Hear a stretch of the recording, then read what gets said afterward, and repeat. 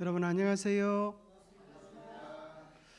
이번 한 주간에 가장 중요한 날이 있다면 그 날이 언제일까요? 어떻게 하셨어요? 황금, 소금보다 더 중요한 금이 있는데 그게 무슨 금이라고요? 지금, 그죠? 지금 이 순간. 매일 우리의 삶 속에서 지금 이 순간을 정말 잘 사는 사람은 영원을 잘 살 수 있어요. 우리가 아무리 과거에 잘 살았다 하더라도 지금 이 순간을 그르친다면 그 사람은 불행한 삶을 사는 거예요. 행복을 미래로 미루지 마세요. 오늘 행복한 사람은, 지금 행복한 사람은 영원히 행복할 수 있습니다. 여러분 추양전 좋아하십니까? 뭐 안 좋아해도 할 수 없습니다. 옛날에는 명절 때마다 이게 나와서 제 어머님이 이걸 참 좋아하셨어요. 근데 참 우리나라 이야기 중에 참 이보다 더 예쁜 사랑 이야기가 어디 있을까 그런 생각을 하면서 저 전라도에 가면, 남원에 가면 서로 사랑하는 청춘 남녀가 여기다가 손을 딱 집어넣으면 소리가 나오는데 사운드가 혹시 그래요. 좀 나중에 한번 더 보겠습니다. 자, 노래 소리가 착 나옵니다. 그러면서 두 분을 축하해 주는 그런 것이 있는데요. 여러분도 다 연애해 보셨습니까? 보니까 뭐 전혀 상관없는 사람들 같이 말똥말똥 눈만 뜨고 계신데 다 해봤습니까? 그렇죠. 좋았던 때가 있었습니까? 요즘은 어떻게 된 심판인지 초등학생들도 데이트를 해요. 초등학생이 뭡니까? 유치원생도 그렇다니까요. 그래서 유치원에서 있었던 사건입니다. 최근 사건인데요.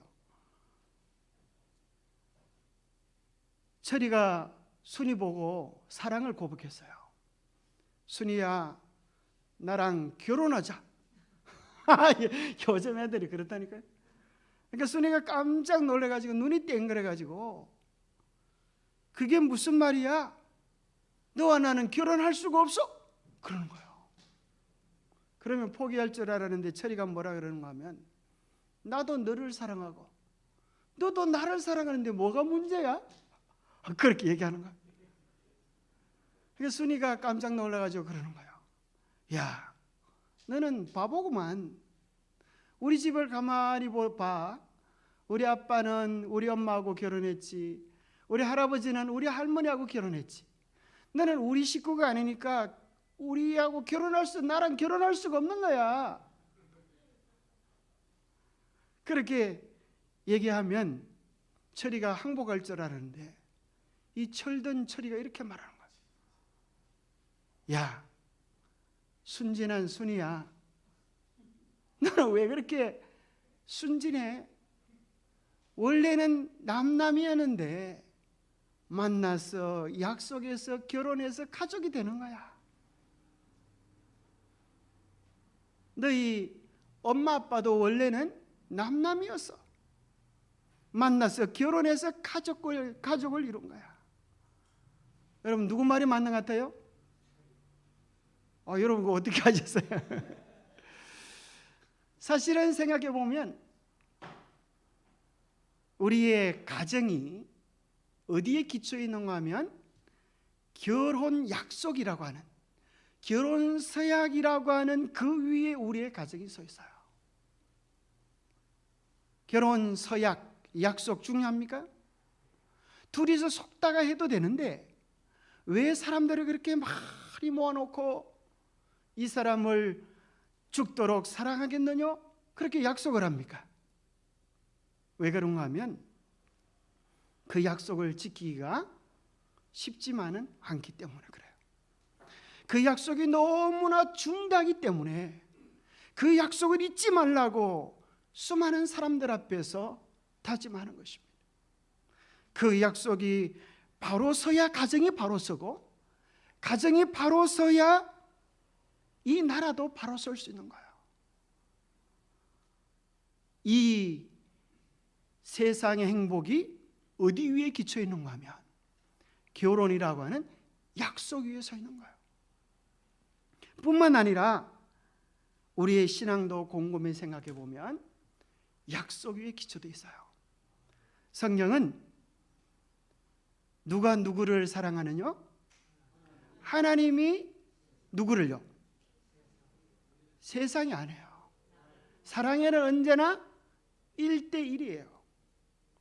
여러분 데이트하러 가는 사람이 뭐 동네 친구들 다 불러서 데이트가 되겠어요? 데이트는 언제나 1대1이에요. 이 지구상에 80억이 있어도 하나님은 이 세상에 누구밖에 없는 것처럼, 오늘 나밖에 없는 것처럼 나에 대하여 주목하시고 관심을 가지시는 거예요. 그래서 교회에 오래 다녀도 예수님과의 개인적인 친밀함이 없다면 그 사람의 신앙은 아무것도 아니야.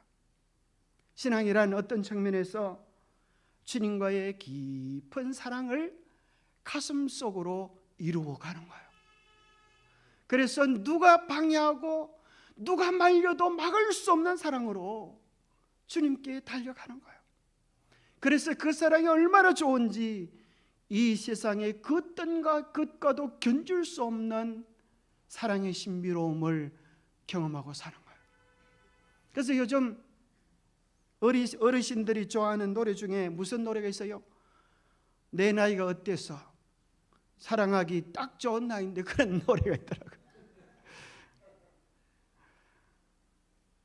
생각해 보면 사랑하기 딱 좋은 나이 같아요? 그렇지도 않은 것 같아요. 까딱 잘못했다가는 인생이 망하는 수도 있어요.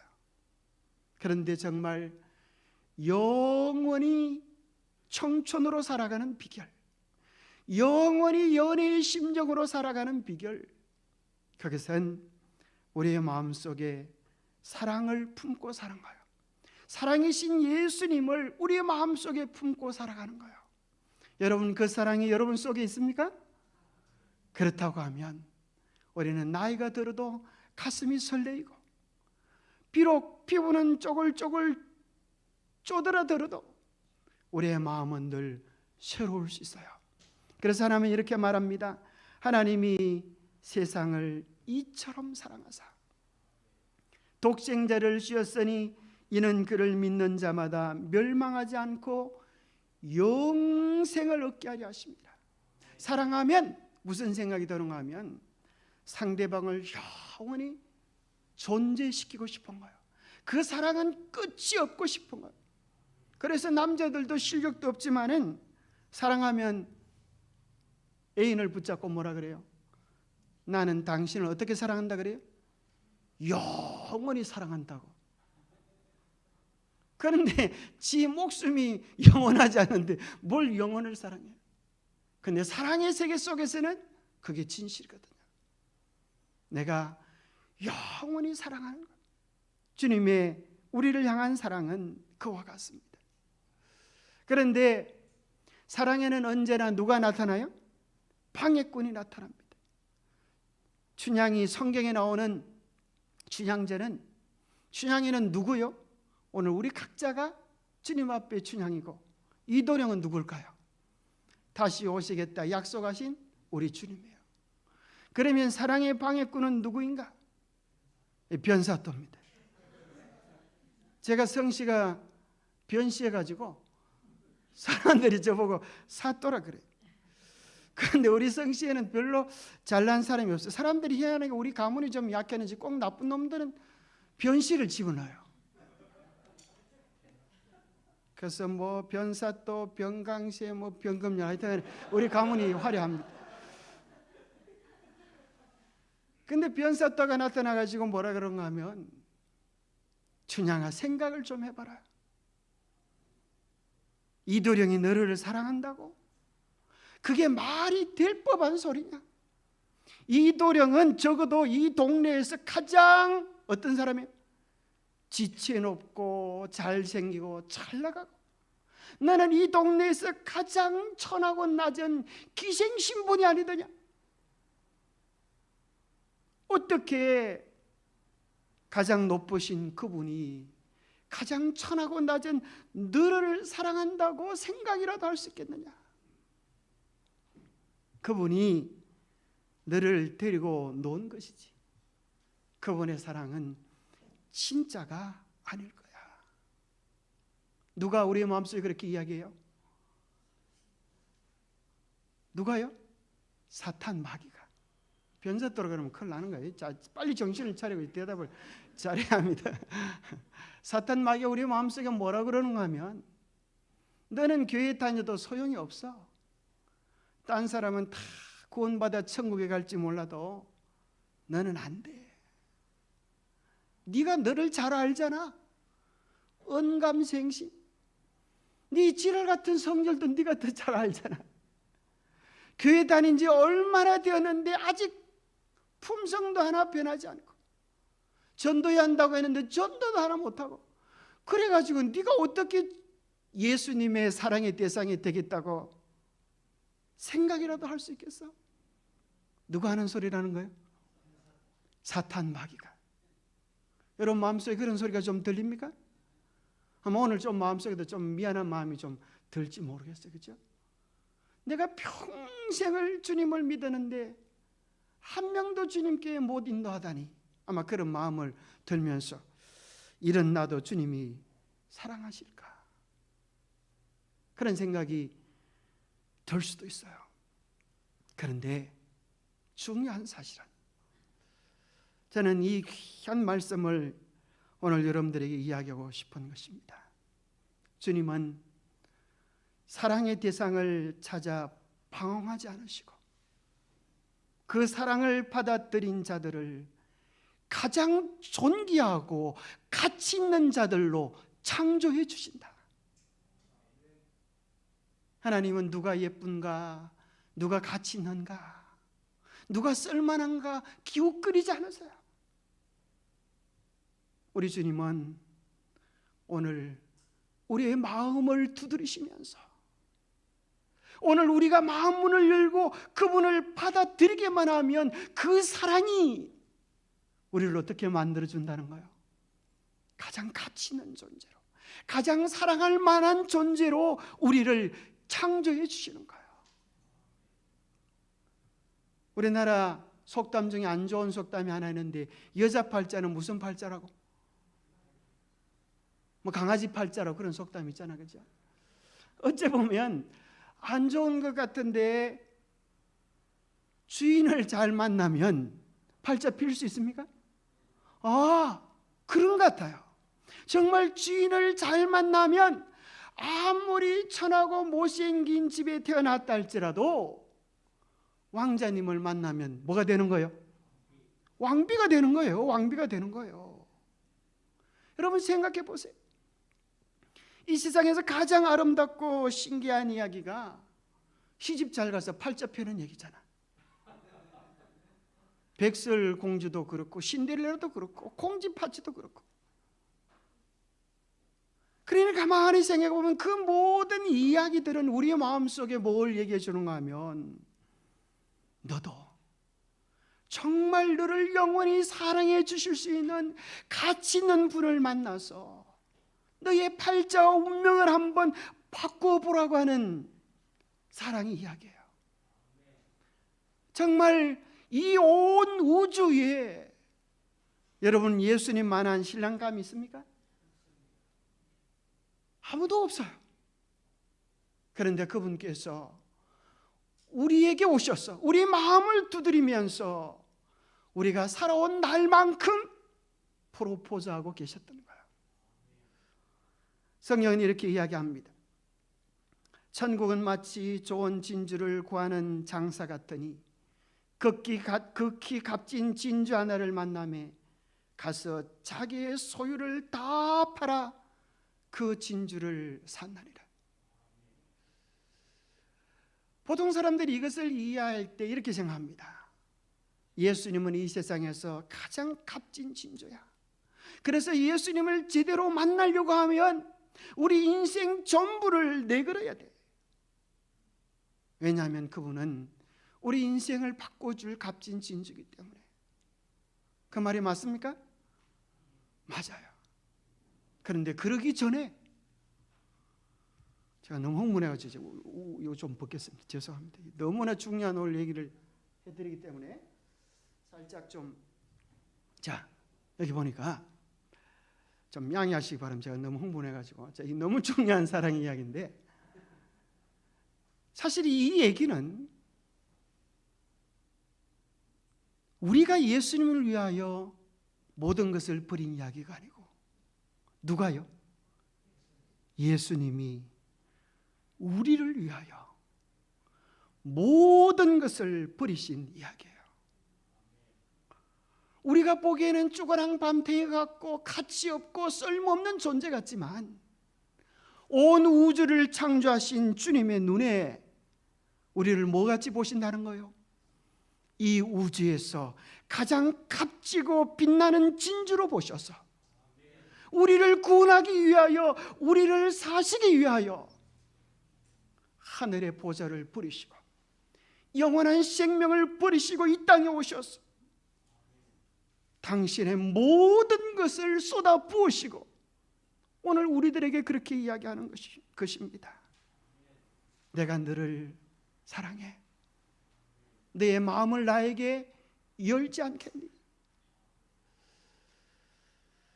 어찌 보면 우리의 삶에는 정말 가시 같은 것들이 있어요. 정말 꽃이 피지 않는 장미꽃 같은, 장미가시 덩굴 같은 그런, 가까이 가서 예쁜 것처럼 보면 또 가시가 상처를 주는 그런 고약한 모습이 우리죠. 그런데 그 사랑은 우리가 아무리 천하고 아무리 부족하고 아무리 연약할지라도 우리의 삶을 꽃으로 피워내시는 분이십니다. 자, 이 노래를 한번 들어보세요.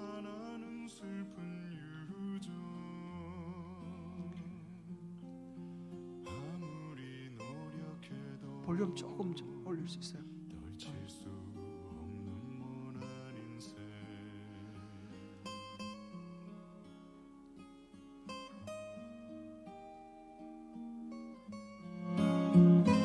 여린 가진 가시 되고 또다시 날카로운 못이 되어 우리의 못난 성품이 가시가 되어서 사랑하는 사람들을 괴롭힐 때가 있죠.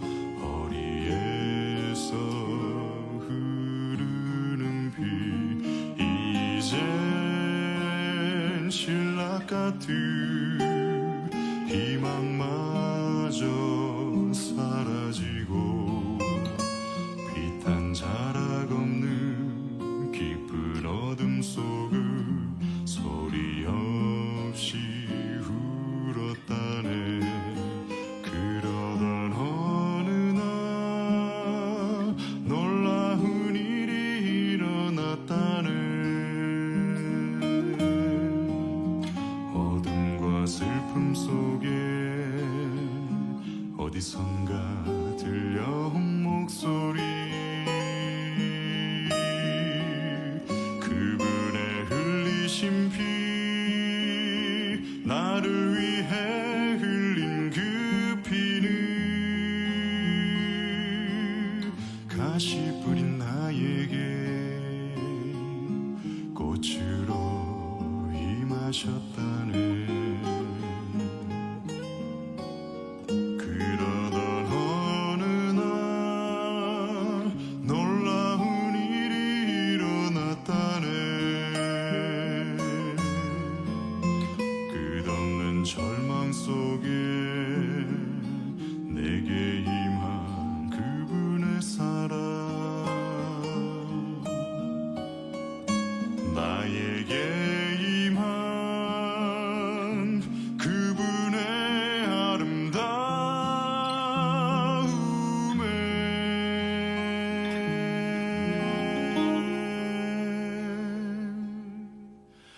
이제는 장미로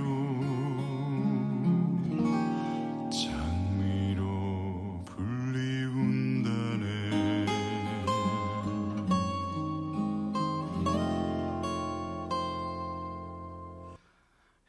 우리의 삶이 그렇지 않습니까?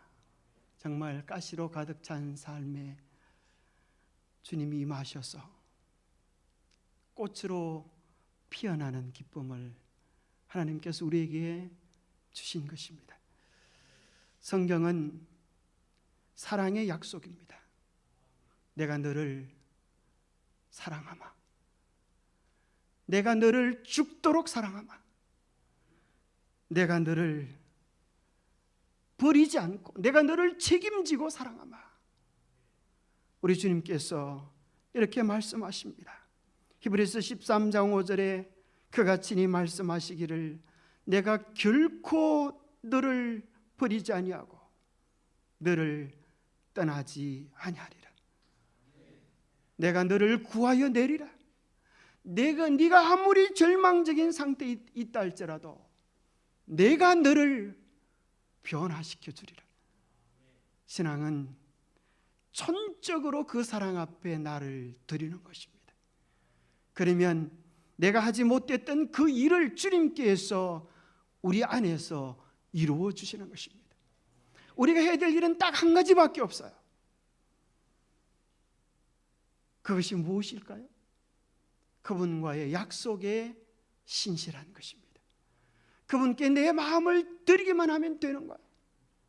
하나님께서 요구하시는 것은 딱 한 가지입니다. 우리의 성질이 얼마나 고약한가, 우리가 얼마나 절망적인가를 묻지 않으시고 딱 한 가지 물으시는 게 있어요. 너 내가 준 약속 변치 않고 지킬 수 있겠니? 사랑은 전부를 주고 전부를 얻는 거예요.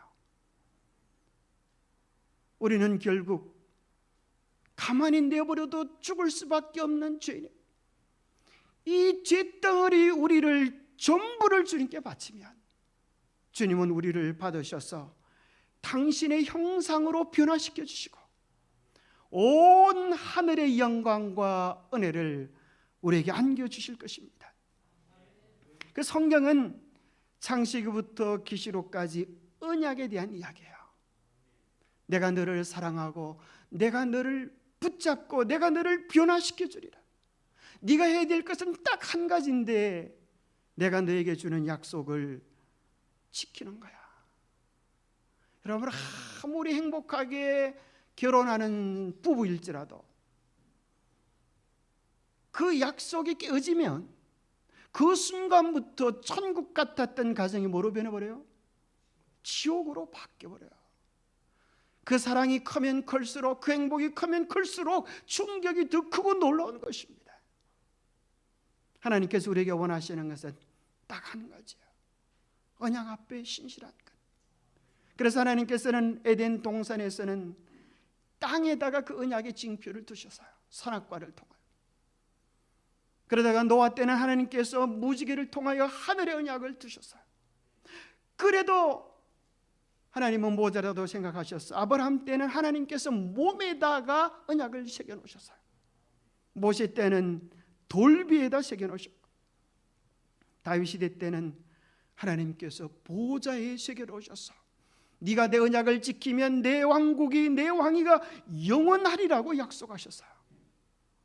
새 언약에서는 예수님께서 하나님의 계명 언약을 깨뜨린 것이 아니라 그 언약을 성령을 통하여 구원의 은혜를 아는 자들의 마음속에 기록하시겠다고 히브리서 8장 10절에 기록해 놓고 계셔요. 그런데 오늘 안타깝게도 많은 사람들이 뭘 모르는가 하면 언약을 까마득히 잊어버리고 살아요. 그저 사랑만 하면 되는 것 아닙니까? 성경이 다 하나님의 말씀이에요. 이게 다 하나님 말씀인데, 이 세상에는 모든 교회 목사님들이 설교할 때 뭘로 시작해요? 하나님의 말씀으로 시작해요. 하나님 말씀대로 살아라고 이야기합니다. 그런데 안타까운 것은 이 말씀 중에 하나님이 친히 손가락으로 쓰신 것은 뭐밖에 없는가 하면 십계명밖에 없어요. 하나님이 돌판에 친히 써신 것이라. 그런데 안타까운 것은 수많은 교회에서 이 언약을 지키고 있지 않다는 거예요. 변경시켜버린 것을 알지도 못하고 그렇게 언약인 줄 알고 지키고 있는 사람도 있고, 변경했는 줄 알면서도 불구하고 변경된 거짓 언약을 지키고 있는 사람도 있어요. 그래서 성경에서는 가장 중요한 것, 이스라엘 백성이 하나님과 더불어 여행할 때 가장 중요한 것을 그들의 마을 중심에 두셨는데, 그것이 뭐예요? 그게 성소예요. 성소의 중심에 뭘 두셨어요? 지성소를 두시고, 지성소의 중심에 뭐가 있어요? 언약의 중심인 언약궤가 있어요. 언약궤. 언약궤 안에 뭐가 있을까요? 언약의 무슨 문서. 나를 사랑하면 이것은 꼭 지켜야 돼. 우리 이거 지키자. 언약이 깨지면 관계가 깨어져요. 노래 중에 그런 게 있잖아요. 님 하나에 점 하나를 붙이면 뭐가 되고요? 남이 되고, 남에서 점 하나를 빼면 님이 되고, 참 얄궂은 인생, 그런 노래가 있잖아요. 언약이 깨어지면 님이 남이 되기도 해. 가장 사랑했던 사람이 언약을 지키지 않으면 남보다도 더 못한 왼수가 되어버려요. 수많은 교인들을 지옥으로 보낸 거짓말, 그런 영상이 있어요. 여러분, 수많은 교인들을 지옥으로 보낸 거짓말, 그게 뭘까요? 제2차 세계대전 때 이 히틀러의 선전장관 요제프 괴벨스라고 하는 사람이 있었는데, 이 사람이 말을 기가 차게 잘했어. 그래서 이 사람의 가르침에 쇠뇌된 사람이 600만 명의 유대인을 학살하면서도 조금도 양심의 가책을 느끼지 않았어요. 도대체 어떻게 사람들을 쇠뇌시켰기 때문인가? 이 사람이 이렇게 말합니다. 그것은 어렵지 않아. 거짓과 진실을 적절하게 섞어서 이야기하면, 처음에는 거짓말이라고 부정하지만 그 다음에는 의심하겠지만 계속 이야기하다 보면 그것이 진짜처럼 믿게 돼.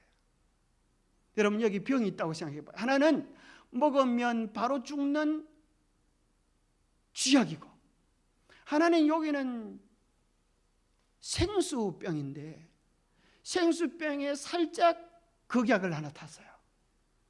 여기는 팻말에 뭐로 붙여놓은 하면 영생수 적혀 있어요. 여기는 극약. 그럼 어느 게 더 위험할까요? 영생수라고 적혀 있는 게 훨씬 더 위험해요. 그죠? 왜요? 극약은 죽을 사람 아니면 안 마시지만, 그죠? 영생수는 영생하고 싶은 사람들이, 목마른 사람들이 마실 수 있기 때문에.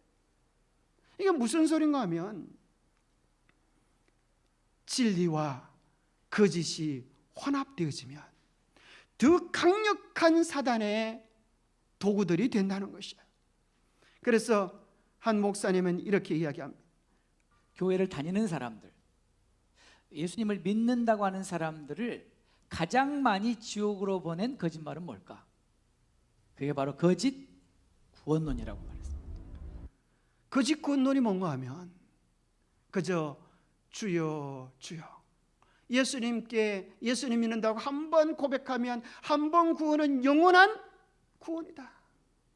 그걸 구원파라고 이야기해요. 그런데 오늘날 많은 교회에서 그렇게 믿고 있어요. 여기 참 희한한 목사, 김태인 목사님이라고 하는 이 목사님은 장로교회 목사님인데, 이분이 신학교 다닐 때 하나님의 음성을 들어요. 태인아 너 성경 공부 좀 하거라, 그런 소리를 들어요. 그래서 이분이 신학교를 다니면서도 성경을 계속 읽고 계속 읽다가 뭘 깨닫게 되는가 하면, 이 성경의 핵심이 언약이고 언약의 핵심이 율법이라고 하는 하나님의 계명이라고 하는 사실을 깨닫게 됩니다. 그리고 나서 이분이 장로교회 목사님인데 그 강단에서 신학의 이렇게 관점에서 볼 설교하는 때 거예요. 이보세요. 가장 하나님의 말씀인 율법을 잘 배우고 전하고 있는 개혁교회 중에서 개혁교회라는 겁니다. 저는 제7 안식일 예수 재림교회 재림교인으로 개종하는데 망설임이 없었습니다. 루터의 종교개혁 이후 하나님의 구속 역사와 성경 말씀에 견주어 보았을 때 가장 분명하게 종교개혁을 한 교파는 오직 제7일 안식일 예수 재림교회밖에 없다는 거예요. 이분이 정말 평생을 성경을 연구하다 보니까 언약대로 말씀대로 사는 교회는 제7일 안식일 예수 재림교회다. 너희가 나를 사랑하면 나의 계명을 지키리라. 바로 히브리서 8장 10절에 이것이 새 언약이 그날 후에 내가 이스라엘 집으로 세울 언약이 이것이니 내 법을 어디다 두고요? 저희 생각에 두고 저희 마음에 이것을 기록하리라. 나는 저희에게 하나님이 되고 저희는 내게 백성이 되리라. 참 백성이라고 하면 마땅히 그 언약의 증거를 가지고 있어야 합니다. 마태복음 7장에 보면 나더러 주여 주여 하는 자마다 다 천국에 들어갈 것이 아니요 다만 내 아버지의 뜻대로 하는 자라야 들어가리라라고 말씀하시는데 그 뜻이 무엇인가? 그 밑에 보면 불법을 행하는 자들아 내게서 떠나라 하는 것을 보면 하나님의 뜻이 하나님의 법이라고 하는 사실을 확인하게 되는 거예요. 하나님의 법은 하나님의 정부의 기초예요. 하나님의 법을 대항하는 자는 하나님의 정부를 대항하는 거예요. 하나님의 계명은 두 가지로 나누잖아요. 하나님에 대한 사랑, 이웃에 대한 사랑으로 나누기도 하는데 이것을 또 다른 둘로 나눌 수도 있어요. 하나는 말라는 계명과 하라는 계명이에요. 하라는 계명은 말라는 계명은 8가지고 하라는 계명은 딱 2가지밖에 없어요. 하나님의 계명 중에는 안식일을 기억하여 거룩히 지키라는 계명이고 사람의 계명 중에는 내 부모를 공경하라 그 계명 밖에는 하라라고 하는 계명이 없어요. 이게 무슨 말인가 하면 그 계명 속에 나머지 모든 계명의 의미가 포함되어 있다는 거예요. 여기에서도 그러잖아요. 효는 백행지 근본이다. 정말 효도하는 사람은 나머지 것들을 지킬 수밖에 없는 것처럼 4번째 계명 안식일 계명은 하나님 사랑의 가장 근본인 계명이에요. 사실 이웃 사랑에 대한 계명은 하나님을 믿는 사람이거나 믿지 않는 사람이거나 하나님께서 사람을 창조하실 때 그 마음속에 기록해 놓으셔서 다 그러한 마음을 가지고 있어요. 그러면 하나님을 바로 믿는다고 하는 것은 하나님 사랑에 대한 내용이 다른데 이것을 이렇게 이해할 수도 있습니다. 그것은 부모님을 섬기는 것과 똑같은 이치인데 부모님이 이렇게 말해요. 너는 나 외에 다른 분을 아비라고 부르지 마라. 다른 아버지의 모양을 만들어 섬기거나 절하지 말아라. 아버지 이름을 부를 때는 김개똥 이렇게 부르면 안 된다. 개자 똥자 이렇게 공경스럽게 불러라. 그렇게 말하면 이제 물을 거예요. 왜요? 이렇게 물어요. 그죠? 자, 소원이 어제 안 와서 엄청 섭섭했는데 자, 소원이 아빠가 이제 소원이 이렇게 아빠에게 얘기해 봤다 그래 봐요. 아빠, 뒷집 아저씨는 아빠보다 나한테 더 잘해주고 맛있는 것도 사주고 막 그러는데 그 아저씨 보고 아빠라고 부르면 안 돼? 이렇게 말하면 아빠가 뭐라고 얘기할까요? 그래 막 불러라 그래도 된다 이렇게 얘기할까? 아니면 자기만 아빠라 그럴까? 자기만 아빠라 그래요. 왜요?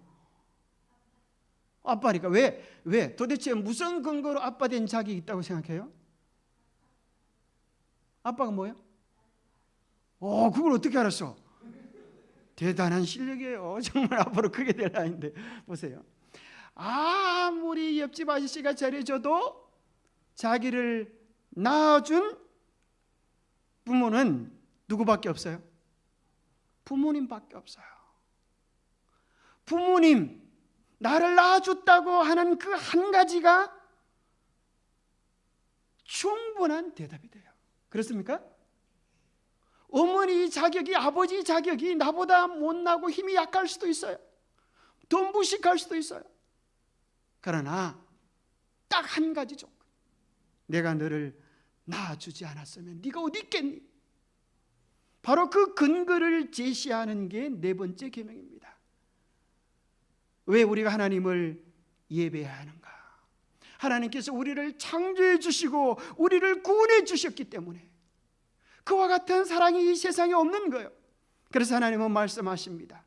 바로 안식일이 너와 나 사이에 관계의 표, 사랑의 언약이다. 이것을 잘 아는 사단은 놀랍게도 가장 중요한 안식일 계명을 교묘하게 바뀌어버렸어요. 오늘날 수많은 교회에서 변경된 계명을 지키면서 하나님 믿는 것처럼 살아갑니다. 변사또가 춘향에게 와서 이렇게 말합니다. 춘향아, 춘향아, 어찌 그리 내 마음 모르느냐? 어찌 이리 고생을 사살라고 그러니? 네가 원하기만 하면 네 소원 다 들어줄 테니까 언제 올지 모르는 그 사람 있고 나와 함께 알콩달콩 재밌게 살아가지 않을래? 그렇게 변사또가 꼬신단 말이에요, 춘향에게. 그죠? 그때 만약 춘향이가 그 괜찮은 제안이네, 내가 만약에 당신의 수청을 든다면 내가 당신 부인이 되는 거야? 사또 부인이 되는 거야? 그렇게 만약에 물었다 그래 봐요. 그럼 사또가 그럼 그렇고 말고 만약에 그랬다고 하면 춘향이가 그 괜찮네, 언제 올지 모르는, 옛날에는 뭐 전화도 안 돼서 그죠? 연락도 안 되잖아요. 언제 올지 모르는 이도령 기다리는 것보다 당장 눈에 보이는 변사또랑 함께 살면 좋겠네. 그렇게 해서 만약에 그날부로 춘향이가 마음을 바꿨다고 하면 춘향이가 성춘향이가 되지 않고 성추향이가 됩니다.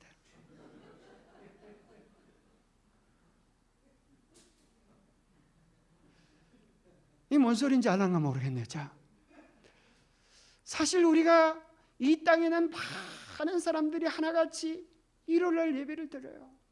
절에 다니는 사람도 일요일날 예배를 드리고 다 일요일 예배 드려요. 마귀는 이렇게 말합니다. 뭐 그렇게 신앙을 해도 유별나게 해? 왜 그렇게 힘들게 해? 남들처럼 그렇게 일요일날 예배도 드리고 술도 마시고 담배도 피고 적당히 하면 되잖아. 뭐 직장까지 잃어가면서 안식일을 지키려고 해. 그 말을 듣고 우리의 마음이 바뀌어져 안식일을 깨뜨리고 언약을 깨뜨리면 우리가 뭐가 된다고요? 성추향이 돼요. 성경은 이것을 뭐라고 이야기하는가 하면 마지막 시대에 두 교회가 있겠다 그래요. 하나는 믿음과 정절을 지킨 춘향의 교회가 있고 또 하나는 정절을 잃어버린 엄녀 같은 교회가 있겠다. 기생 같은 교회가 있겠다. 탕녀 같은 교회가 있겠다. 그렇게 이야기합니다. 왜 엄녀가 되는가? 왜 엄녀가 되는가? 언약을 깨뜨리고 세상과 짝했기 때문입니다. 이 여자가 얼마나 바람을 많이 피우는지 보십시오. 계시록 17장 2절에 보니까 땅에 누구도요?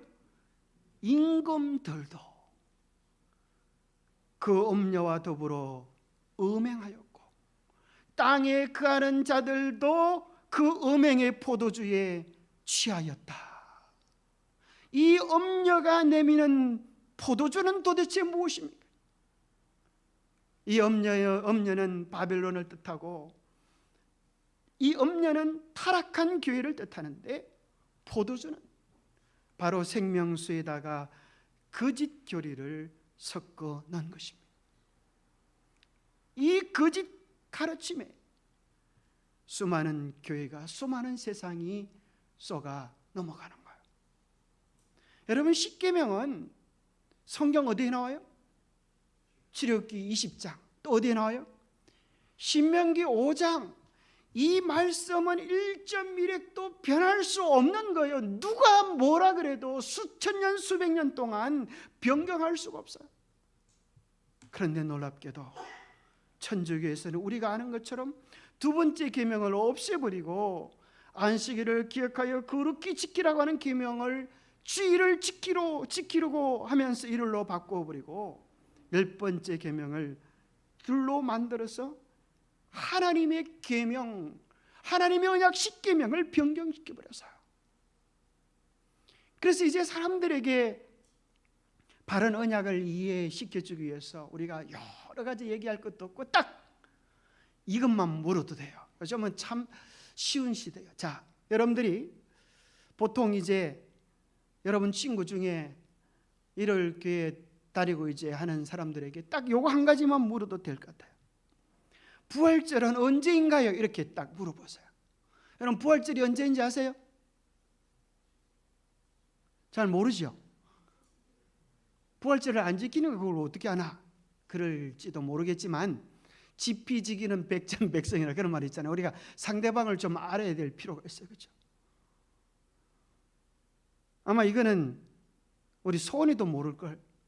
부활절이 언제인지 알아요? 그죠? 이 똑똑한 소원이도 잘 몰라. 교회를 다녀도 잘 몰라요. 사실은 일반 교회 다니는 사람들도 잘 몰라. 부활절을 지키는 사람들도 잘 몰라. 그래서 여러분들이 이걸 똑바로 알려줄 필요가 있어요. 사람들은 뭐라고 이야기하는가 하면 부활절이 언제 물어보면 3월달인가 4월달인가 뭐 이런 소리 했어요.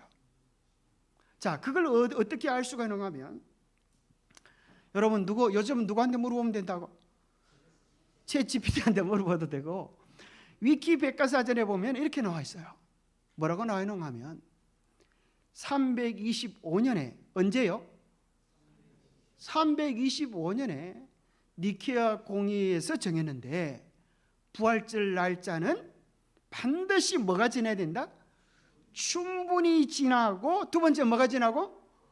보름이 지나고 그 다음에 오는 일요일이다. 이게 뭐 복잡해요.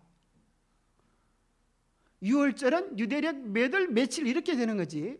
뭐 충분히 지나고 보름이 지나고 뭐 귀신 씻느라 까먹는 이런 소리가 안 나와요. 자, 춘부는 뭐예요? 춘부는 양력이 음력이에요. 뭐 음력인지 양력인지 뭐 헷갈려. 정신 하나도 없어요. 자, 춘분이 뭔가? 춘부는 뭘까요? 1년 중에 밤과 낮의 길이가 똑같은 날이 두 날이 있어요. 하나는 춘분이고 하나는 주분이에요. 그래서 태양신을 믿는 사람들이 그때부터 낮이 길어지기 때문에 그 날을 무슨 날이라고 생각하는가 하면 태양신이 부활한 날이다. 그렇게 생각해요. 그래서 그렇게 믿는 사람들이 이 세상의 온통 신화들, 이집트 신화, 로마 신화, 뭐 수많은 세상 신화들 속에 태양신이 부활한 걸 언제로 잡는다? 춘분으로 잡는다. 그러면 그 다음 일요일을 해도 될 텐데 왜 누가 나와요? 보름이 나오냐? 보름. 보름은 뭐냐? 보름은 양력일까요? 음력일까요? 보름? 달이잖아. 그죠? 달은 음력이잖아요. 부활을 영어로 말하면 resurrection이라고 하는 단어를 쓰는데 부활절은 영어로 뭐라 그러는지 아세요? 이스터 데이. 빵 굽을 때 넣는 이스터도 있지만 동쪽을 이스터라 그러기도 하지만 자, 왜 부활절을 이스터라고 그래서 그러는가? 이 이스터 축일과 주일을 맞춘 것이 바로 부활절인 셈입니다. 그렇다면 이 이스터 축일을 즐기던 이교도인들을 자연스럽게 부활절 행사로 끌어들일 수가 있었던 거예요. 그런데 너무나 자연스럽게 끌어들여서인지 이 부활절이라는 명칭조차 Resurrection Day, 즉 부활절로 불리우지 않고 Easter Day, 즉 이스터 여신의 축일이라는 말이 아예 그 부활절의 정식 명칭이 되어버릴 정도였어요. 자, 중요한 사실은 이스터라고 하는 말은 여신의 이름이라는 거예요. 미스 리예요. 뭔 소리인지 안 하는 거 모르겠네. 자, 성경 속에서 여러분들이 민수기 25장에 보면 뭐가 나오는가 하면 이스라엘 백성들이 시딤 골짜기에서 바알 숭배에 참여했다가 거기서 음행으로 인하여 죽임을 당합니다. 그때 섬겼던 신이 바알이에요. 성경에서 계속적으로 하나님께서 금지했던 신의 이름이 뭔가 하면 바알과 아세라 신인데, 좀 더 그 정체를 파보면 바알은 남신이고 아세라는 여신이에요. 하나는 태양신이고 하나는 달신이에요.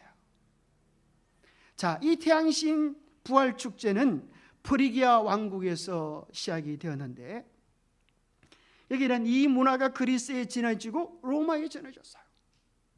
그래서 실제 부활 축제 때 이런 일을 했다는 거예요. 저 동쪽에서 해가 떠오르기 전에 여기 관이 보이죠? 관을 짊어지면서 울면서 지나갑니다. 그러면 앞에서 남자들이 피리를 불고 여자들은 아이고 우리 신랑이 죽었다 그렇게 하다가 동쪽에서 태양이 떠오르기 시작하면 이제 뭐가 되는가 하면 우리 신랑 태양신이 부활했다 그러면서 이 여사제들이 옷을 하나씩 벗고 엘레리 꼴레리 축제를 벌입니다. 그것이 부활절 축제였어요. 그것이 바로 민수기 25장에 나와 있는 바알 숭배의 모습이었습니다. 이 숭배의 모습이 음행으로 나타났던 것이에요. 그래서 여러분들이 여기 보면 바알과 아세라를 이렇게 태양신과 엄란한 여신의 모습으로 있는 모습이 한 신문에서 오려낸 것입니다. 그리고 북방 이스라엘과 남방 유다가 왜 망하는가? 망했던 궁극적인 이유가 뭔가 하면 바알과 아세라 숭배예요. 남방 유다의 멸망도 똑같습니다. 다른 신을 따라서 나를 부려 내 율법을 지키지 아니하고. 그런데 어떤 사람 그러고 우리가 뭐 바알을 섬깁니까? 아세라를 섬깁니까? 우리는 하나님을 믿는데요. 그런데 놀랍게도 조금 전에 확인했던 것처럼 부활절 날짜를 보니까 그 날짜를 정하는 것 속에 뭐가 나와요? 태양신과 달신 숭배가 엄란한 모습으로 숨겨 들어있는 것입니다. 그래서 하나님을 예배하는 거룩한 안식일 대신에 태양신을 숭배하는 또 다른 한 날 일요일을 마지막 때에 온 세상에 강요하는 일들이 있게 될 것을 요한계시록 13장에 이야기해 주고 있습니다. 누구든지 표를 가진 자 외에는 뭘 하지 못하게 한다고요? 매매를 하지 못하게 한다. 매매라고 하는 것을 다른 좀 전문 용어로 한다면 뭐가 되겠어요? 경제지. 예배하게 한다라는 말을 다른 말로 하면 종교라고 얘기할 수가 있고, 죽인다라는 말을 다른 말로 한다면 정치라고 표현할 수 있어요. 왜냐하면 정치에만이 그런 권세가 있으니까요. 그래서 이 얘기는 무슨 말인가 하면 마지막 때가 되어지면 세상의 정치, 종교, 경제가 하나로 통합되어지면서 하나님의 백성을 강요하는 일요일 법령이 이루어질 것을 이야기해 주는 겁니다. 자, 사단은 누구와 싸우고 있는지를 잘 알고 있어요. 어떻게 싸워야 더 효과적으로 마지막 남은 백성을 한 명이라도 더 멸망시킬 수 있는지를 알고 있어요. 그래서 사단은 당장 일요일 협령을 내리는 게 아니라 일요일 협령을 내리면 꼼짝달싹 못하게 일요일을 지키지 않고서는 살아남을 수 없도록 만들어서 이 법령을 내리기 위하여 준비가 다 되어져 있어요. 그래서 그런 일을 하는 것 가운데 한 가지가 뭔가 하면 오늘날 가장 많이 발전하는 게 뭔가 하면 뭐예요? 이제 디지털입니다. 이제 앞으로는 여러분들이 사용하는 화폐가 없어질 거예요. 그것을 가장 분명하게 실현시키고 있는 나라가 중국입니다. 그래서 세계적으로 CBDC라고 하는 세계 중앙은행을 통하여 전 세계의 경제가 디지털 화폐로 바뀌어지는 일들을 추진시켜가고 있어요. 실제 중국입니다. 중국에는 거지도 깡통을 놓지 않고 깡통에 뭘 갖다 넣어요? QR코드로 동양을 합니다. 거지도 QR코드. 중국의 현금 없는 하루. 그 사람들도 이걸로 찍어줘, QR코드. 중국에는 지하철 화장실에도 뭐가 설치되는가 하면 안면 인식 기술이 있어가지고 중국 사람들이 다 찍혀 있어요. 그래서 어디를 가든지 뭘 하든지 그 사람이 무슨 하는지 동태가 다 파괴되어져요. 그래서 이것이 뭔가면 까만 안경이 뭔가면 공안들이 쓰고 있는 안경을 딱 보고 그 사람 번호를 딱 맞춰보면 그 사람의 과거 경력이, 은행에 잔고가 얼마 있고 이런 것들이 다 나오는 거예요. 미국에는 CBDC라고 하는 말 대신에 이제 다른 말 스테이블 코인이라고 하는 걸로 용어를 바꿉니다. CBDC 하니까 너무 쏙 보이니까 사람들이 반대를 하니까 살짝 용어만 바꿀 뿐이지 이렇게 바꾸는 것입니다. 우리나라도 언제부터요? 올해 4월 달부터 6월 30일까지 10만 명을 대상으로 모의 실험에 들어갔습니다. 원하는 사람들은 누구든 가능합니다. 지금 기간이기 때문에 여러분도 신청하면 가능합니다. 10만 명 테스트를 거친 다음에 이것이 좋다고 판명되어지면 10월부터 현장 적용이 될 것입니다. 그러면 여러분이 받는 노인수당 이런 것들이 뭐로 다 오는가 하면 전자화폐식으로 거래가 되는 거예요. 그럼 사용하지 아니할 수 없는 그런 것이 되어져 버려요. 우리가 생각하기에 아프리카는 뭐 언제 이런 일이 일어날까 싶지만은 디지털 화폐 도입을 준비 중인 나라가 100여 개국이 있습니다. 우리가 생각하기에 이런 일들이 일어나면 세상이 통제되어지기 너무나 쉽고 우리나라만 이런 것 하는 거 아닌가 이렇게 생각할지 몰라서 한국은행에서 이렇게 해놨어요. 디지털 화폐는 일부 국가에서만 한다. 아니다. 전 세계 94% 중앙은행에서 디지털 화폐 연구 개발을 진행 중이다.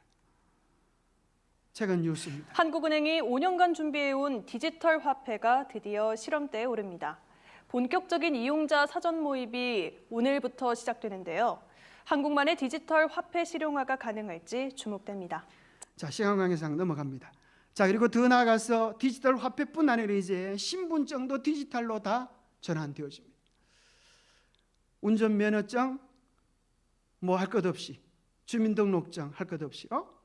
미국에는 벌써 22개 주에서 디지털 신분증을 하고 있습니다. 스마트폰에서 손쉽게 저장하고 잃어버릴 필요도 없습니다. 그리고 이런 것들이 이제 전 세계적인 추세로 등장합니다. 이렇게 해서 법령을 공포하면 아무도 피해갈 수 없기 때문입니다. 뭐 이것 자체가 짐승의 표는 아닌 것은 분명하죠. 하나님의 계명을 반대하는 이런 일들을 체계적으로 진행시키려고 하는 것입니다. 교회정은 6권에 보면 종교 자유의 나라 미국이 양심을 억압하고 사람들에게 거짓 안식일을 존중하도록 강요하는 일에 법안권과 연합할 때 지구상에 있는 모든 나라들은 미국의 본을 따르게 될 것이다. 외국들도 미국의 모본을 따를 것이다. 미국이 선두에 나서고 온 세상에 흩어진 우리의 백성에게 같은 위기가 닥칠 것이다. 우리가 정신을 바짝 차려야 합니다. 우리는 언젠가 그럴 것이 아니라 우리는 정말 전적으로 주님을 따라갈 새로운 결단을 가지고 주님 앞에 서야 하는 것입니다. 프란시스코 교황이 나누어진 행복 10계명에 보면 이런 게 나오지 않아요? 타인을 개종시키려고 하지 말라. 일요일을 가족과 함께 보내라. 자, 누구든 모르는 사람들이 이거 정말 좋은 거 아니냐 생각하지만 타인을 개종시키려 하지 말라라는 말은 무슨 말인가 하면 모든 종교에 다 구원이 있다라는 소리예요. 그리고 일요일을 가족과 함께 보내라고 하는 것은 사람들에게 서서히 일요일 법안을 통과해도 아무 느낌이 없도록 만들어, 그걸 에큐메니칼 운동이라고 하는데, 세계 종교 통합 운동을 위하여 이미 여기 조용기 목사, 내 종교만이 진리란 생각은 버려야, 그가 신문에서 이렇게, 오늘 한국의 유력한 교단들이 NCCK, WCC 이런 것들이 종교 통합 운동을 위한 조직들이에요. 유력한 교단들이 다 소속되어 있는 것을 여러분들이 얼마든지 검색하면 나오는 거예요. 마지막 위기의 때가 오게 될 것입니다. 그리고 정말 이 일은 이세벨이 하나님의 종들을 끼워 행함하게 했던 것처럼 사단은 마지막 때 이를 법령을 통하여 수많은 사람들을 멸망으로 인도하려고 애를 쓸 것입니다. 그런데 이제 하늘에서도 우리 주님께서 오실 때가 가까워져 오는데, 우리 주님께서 오시면서 아마 이런 생각이 들 것 같아요. 이도령이 춘향이를 만나러 가면서 드는 한 가지 생각은 이런 것 같아요. 정말 춘향이가 이도령, 거지 이도령도 사랑할까? 아니면 사또 아들 이도령만 사랑할까? 그런 생각이 좀 들겠어요, 안 들겠어요? 그래서 거지의 모습으로 춘향이를 찾아갑니다. 춘향아, 서방님 왔다. 춘향이가 보니까 누가 왔어요? 웬 거지 중에서 한 거지가 한 마리 와가지고 자기를 이도령이라 하는 거예요. 춘향이가 눈을 비비고 보니까 진짜 그 사람이 그 사람이라. 만약에 그날 저녁에 춘향이가 팔자 피려고 이도령 기다렸다고 하면, 아이고 내가 자네를 기다리다가 내 인생 쪽박차게 됐네. 여보시오, 변사또를 불러다오. 그날 부르 아마 주인 바꿨을지 모르겠어요. 그런데 춘향이가 하는 말이 이거예요. 내일은 변사또 생일날이 되어서 내일도 수청을 받아들이지 않으면 영락없이 내 목이 떨어질 터이니 도령님 소원이 한 가지 있어와요. 저는 죽어도 제 마음속에 당신밖에 없으니 내일 제가 죽거들랑 저의 시신을 님의 손으로 거두어 양지 바른 곳에 묻어주세요. 그렇다고 하면 저의 모든 소원이 이루어지는 것이고 저는 마음 편히 눈을 감을 수 있겠습니다. 여러분, 그런 소리를 듣는 이도령 마음은 어떨까요? 마음속에 어떤 생각이 들까요? 마음이 감격으로 물들면서 춘향아, 내일 보자. 네가 죽는 일은 결단코 없을 거야.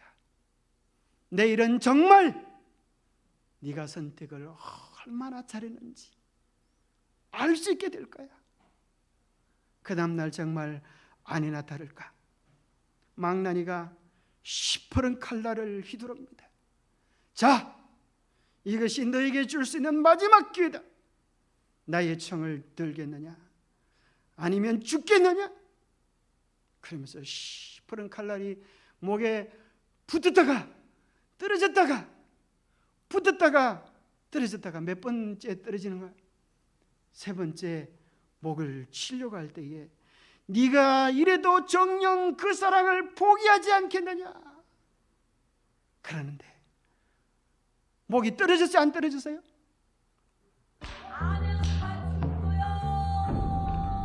그러면서 누가 나타나요?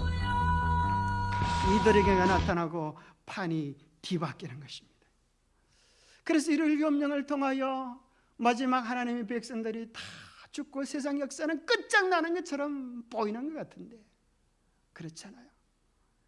내가 진실로 속히 오리라 하신 우리 주님께서 약속을 반드시 지키시고 이 땅에 오셔서 당신의 언약에 신실한 당신의 백성들을 데리고 영원한 행복의 나라에서 영원한 사랑을 누리면서 천국의 기쁨을 우리에게 안겨주실 것입니다.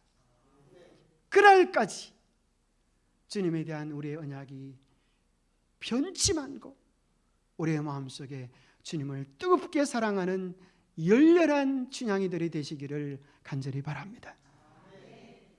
제가 기도하고 바로 마치겠습니다. 잠깐 오늘 제가 조금 늦게 맞춰가지고 잠깐 기도하겠습니다. 하나님 아버지, 주님이 우리를 얼마나 사랑하시는지 그 사랑을 깊이 깨달아 알게 도와주시고 우리에게 주신 언약이 얼마나 소중한지 그 언약 앞에 신실한 우리가 되게 도와주시옵소서. 그저 형식적으로 몸만 그날을 지키는 껍질의 춘향이가 되지 않게 하시고 우리의 마음도 우리의 뜻도 우리의 심령도 온전히 주님을 사랑하게 도와주시옵소서. 그래야 우리를 위하여 모든 것을 쏟아부으신 주님의 마음이 조금도 섭섭하지 않도록 우리의 온전한 사랑을, 우리의 온전한 마음을, 우리의 온전한 헌신을 주님께 드리게 도와주시옵소서. 머지않아 오실 주님을 간절한 심령으로 기다리며 세상을 준비시키는 마지막 시대의 엘리야가 될 수 있도록 우리 모두를 축복해 주시옵기를 우리 주 예수 그리스도 이름 머지하여 간절히 간구하옵나이다.